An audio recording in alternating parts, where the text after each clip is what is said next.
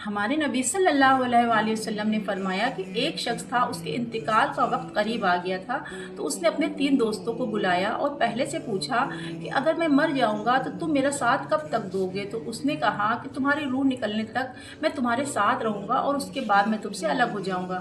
تو اس نے دوسرے سے پوچھا کہ تم میرا ساتھ کب تک دو گے؟ تو اس نے کہا کہ میں تمہارے ساتھ تمہاری قبر تک چلوں گا، یعنی کہ میں تمہارے ساتھ اس وقت تک رہوں گا جب تک تمہیں دفنا نہ دیا جائے۔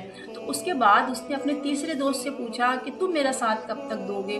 تو اس نے کہا کہ میں تمہاری قبر کے اندر تک جاؤں گا، اور بلکہ تمہیں میں قبر کے اندر راحت پہنچاؤں گا، اور جب تمہیں قبر کا عذاب ہو رہا ہوگا تو اس سے بھی میں تمہاری حفاظت فرماؤں گا۔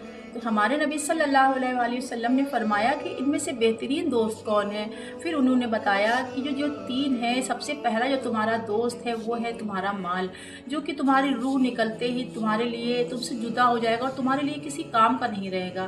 اور جو دوسرا تمہارا دوست ہے وہ ہے تمہارے رشتہ دار، جو کہ تمہاری قبر کے تمہیں قبر کے دفنا کر چلے آئیں گے، اس کے بعد میں تمہارا اور ان کا کوئی معاملہ نہیں رہے گا۔ اور تیسرا جو تمہارا دوست ہے وہ ہے تمہارے نیک اعمال، جو کہ تمہیں قبر میں تمہاری حفاظت فرمائیں گے اور تمہاری راحت کا سبب بنیں گے، اور ہمارے نیک اعمال جو ہوں گے وہ ہم کو عذاب سے بچائیں گے۔ جو ہمیں قبر کا عذاب ہوگا وہ ہمارے نیک اعمال اس ٹائم پر ہماری مدد کریں گے۔ تو ہمیں چاہیے کہ ہم زیادہ سے زیادہ نیک اعمال کریں، کیونکہ یہی ہماری قبر میں حفاظت کا سبب بنیں گے۔